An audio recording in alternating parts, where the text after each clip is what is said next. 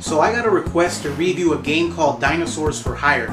When I first heard about this game, I thought it was just another knockoff of the Teenage Mutant Ninja Turtles. I mean, whenever we see anthropomorphic animals that are superheroes and fight the bad guys and save the world, we automatically assume that these guys are just copying the Turtles since the Turtles were the first of their kind. The Dinosaurs for Hire started off as a comic book created by Tom Mason in 1988. The last issue was published in 1994, and currently the rights to Dinosaurs for Hire is owned by Marvel Comics. According to the creator, he claimed that Fox originally approached him to create a cartoon series based on the Dinosaurs for Hire, but nothing ever came out of it. The comic book was full of parodies, it had humor, there was even a crossover with the X-Mutants, another comic published by the now defunct Eternity Comics.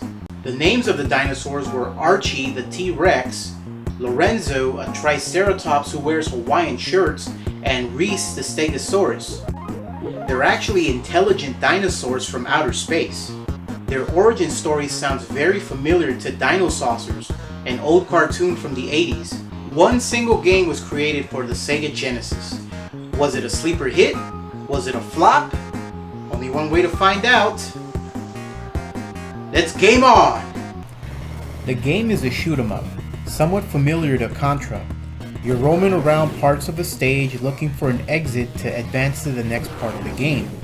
You can shoot, jump, and hit your enemies with the end of your machine gun. I find it odd that hitting your enemies with your gun is called close-up in the options menu. Why exactly is it called that? At the beginning, you choose which of the 3 dinosaurs you want to use. Dossiers are provided for all 3 characters.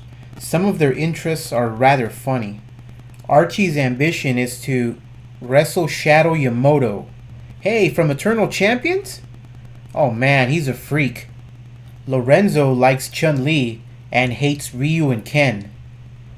I guess Lorenzo doesn't like Shotos. So what about Reese? His brain is the size of a walnut. Huh. Well, Stegosauruses weren't known to be too bright. He hates world peace apparently. His favorite song is... We're on the eve of destruction. Eve of Destruction? His favorite song is Eve of Destruction? Okay, does anybody else see the irony in all this? Eve of Destruction was a song written in the 60s, originally recorded by the Turtles and subsequently made famous by Barry Maguire. It's a protest song that speaks out against the evils of sending young men out to war. So again, I find it incredibly ironic that this guy whose weakness is an itchy trigger finger and hates world peace would like a song like Eve of Destruction. When you start the game, you start off with a tease. You fight this big turtle here, but then you're told by Serrano that your Sega Genesis is messing up and that this isn't actually the first stage in the game. What? So then the real first stage starts up and you're being attacked by ninjas and guys riding motorcycles. They have a tendency to stand so close to you that you can't even shoot them. That's where the close-up move comes into play. The dinosaurs are so humongous and they jump so high that it's difficult to navigate around the buildings corner to corner. Look, he jumps over the railings where I want to go. There are also power-ups available for your guns. Shoot the crystals and this fire object makes your fire bullets bigger. You can replenish your health in the form of a burger and drink. I guess dinosaurs don't like fries?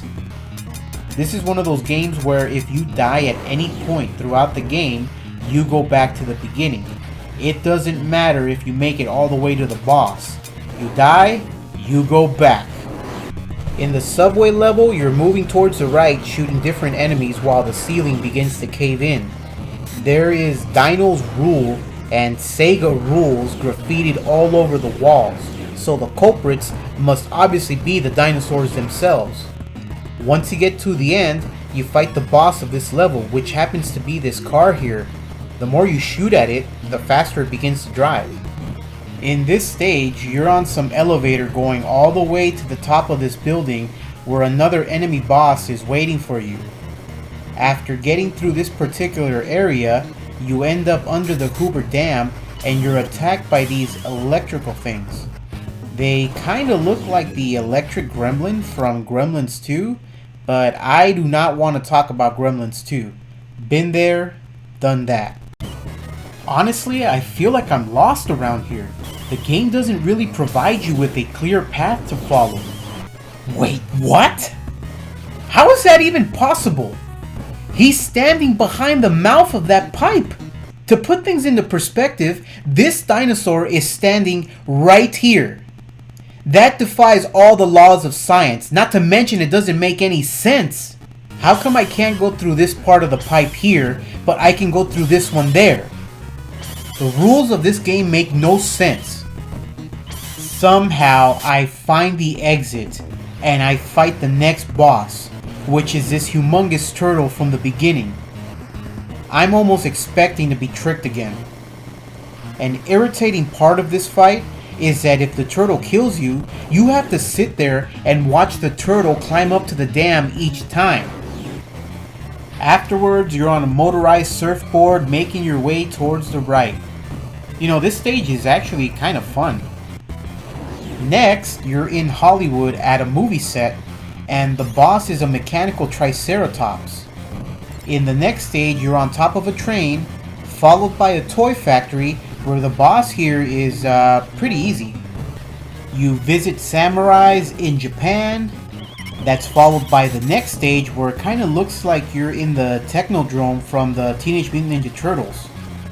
I gotta say, this stage is pretty creative, especially this part here.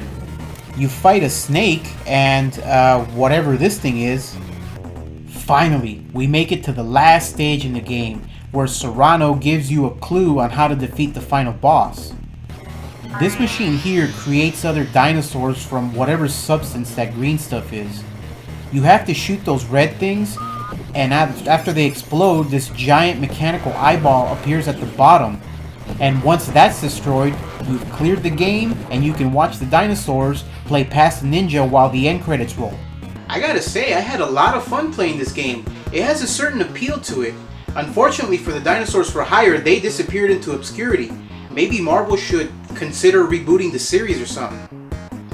As always, hopefully you like this review. Don't forget to like, share, and subscribe, all that good stuff. This is Sledge of God, signing off.